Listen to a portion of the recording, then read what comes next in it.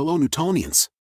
In this video, we are going to learn about section and detailed views on engineering drawing. We are going to look at what section views are and how we create them, then we will look into types of sections, and at the end, we will look into the detailed views on engineering drawing. Most of us have seen lumberjacks with the chainsaw in action either live or on TV. They take a log, start a chainsaw and cut it into two pieces. The cutting results are two pieces of log, and if we looked into the face of one of them, we would be able to see wood rings. Let us look at this from the engineering perspective. A similar principle stated before, we are using when creating a section view. The only difference is that we are cutting virtual objects, and we are not using a chainsaw. So, imagine that we have a virtual object, log, and are using the virtual cutting plane, a chainsaw, to split our object into two pieces. The result, when looked into, would be a section view, wood rings. If our object has a complex geometry and we need to show this geometry clearly and unambiguously, the most convenient way is to use a section view. Not only is using section views the most convenient way, but using section views is the best way to show the object's interior. As I said, this is accomplished using the virtual cutting plane cutting through the body. Like our example with the chainsaw cutting logs in two pieces, we are doing the same to our object on the drawing. On the engineering drawing, the rules for creating section views are strictly defined by ISO 128-3-2022.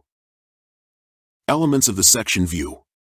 The main elements of the section view are section line, section reference arrow, section reference letters, hatch. We will go step by step, explaining every element of the section view. Section line. Considering that 3D object representation is used for the visualization, pictorial projection, for specifying object dimensions, we are using orthographic projections. Bearing in mind that the orthographic projection represents the object in 2D, we have to somehow represent the 3D virtual cutting plane in 2D. For that, we are using the section line. In the picture shown, we can see that our object is cut in 3D with the virtual cutting plane. If we would look at the object in 2D from side A, we can see exactly what our section line is representing, the position of the virtual cutting plane in 2D on our object. Section reference arrows. We will not show a 3D projection of the virtual cutting plane position and the direction of view on the 3D object every time we create a section.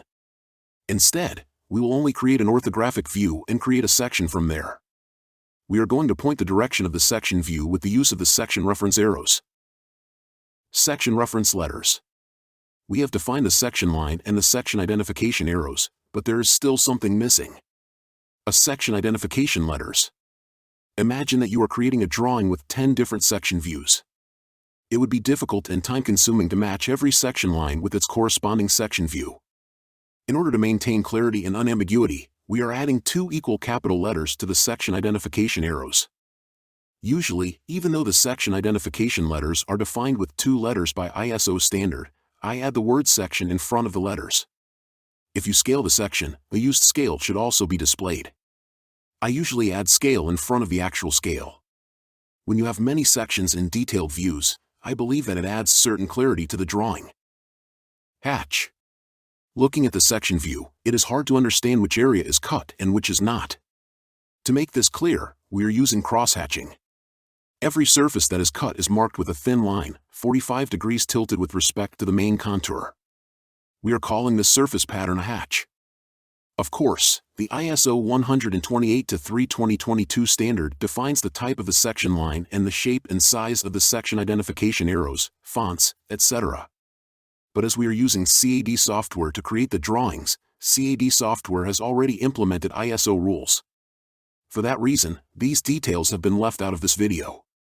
Now that we know how to create a section view and the elements of the section view, the story about the section views does not end here.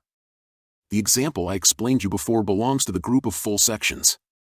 We also have modifications of the full section, offset and aligned sections. We also have half and partial sections. In partial sections, we can further divide into breakout and crop sections. Full section. The full section represents a complete section of the body, i.e., the virtual cutting plane extends through the complete object. We have already talked about the example of the full section. Offset section. We can consider the offset section to be a modification of the full section. In the offset section, the virtual cutting plane theoretically cuts through the whole object, except that the cutting surface is stepped. The changes in directions are 90 degrees. The size and location of each step are not strictly defined. It depends on the geometry that we would like to show with the section view. Using a stepped virtual cutting plane, we can show more details with one section, for which we would usually need multiple section views. Aligned section. Like the offset section, the aligned section cutting plane changes directions, usually in the range of 0 less than alpha less than 90 degrees. Half section. The half section shows both the view and the section. The center line on the section view separates the unsanctioned view from the section view. The hidden lines should remain hidden unless they improve clarity. The half section is really useful when we have a symmetrical part around the plane or the axis. Partial section. The partial section views are used when the internal contour in certain areas wants to be exposed and when the full section would not reveal any additional details. Often partial section is also called the breakout section. Conventional breaks. Imagine that you have to create a drawing of a pipe that is 2 meters long with 2 flanges, one on each end. In order to fit this part on the drawing, you must use a large reduction scale. For example, on the A3 sheet size we need use a scale of 1 to 20. In these cases, when we have long objects with constant shapes throughout their length, we can use a conventional break to shorten it on the drawing. This allows us to use a smaller sheet size, save space on the drawing, and use a bigger scale. For example, if we use the conventional break on a 3 sheet size with a scale of 1 to 2, and you compare it with the previous example, with scale 1 to 20, you can imagine that clarity of the drawing is improved drastically. Unsanctioned features. When creating a section view, some of the components or features are intentionally left unsectioned because sectioning them would not give a clear definition of the object. The components like shafts, studs, rivets, pins, screws, nuts, washers, feather keys, rolling bearing bodies, knobs on handwheels, lugs, ribs, spokes, gear teeth, etc., are left unsanctioned. Usually, these components and features are cut only transversely and not longitudinally. I already mentioned that you will most likely use CAD software to create drawings. Unsectioning different components in CAD software like Fusion 360 is a straightforward process. For example, when creating a section view, Fusion 360 automatically gives you an option, Objects to Cut, where you can simply choose which parts you want to cut or leave uncut. Detail view. When we have a main orthographic view in a scale that does not allow all the features to be clearly represented, we can use a detailed view to enlarge these details. The detailed view is one of the elements you will often use when creating the engineering drawing. Let us take a look into the main element of the detailed view. The viewing line is placed around the area that we want to enlarge. It can be created as a circle or freehand line around that area. Detail view reference letter have the same purpose as section reference letters. We are using it as a detail view identifier. Every detail view should be marked with a capital letter placed near the viewing line and above the detail. I usually like to add the remark detail in front of the reference letter. Also, considering that detail view is used for enlarging certain objects, features scale needs to be displayed. I usually add the remark scale in front of the actual scale. As I already said, when you have many sections in detail views, I believe that it adds certain clarity to the drawing.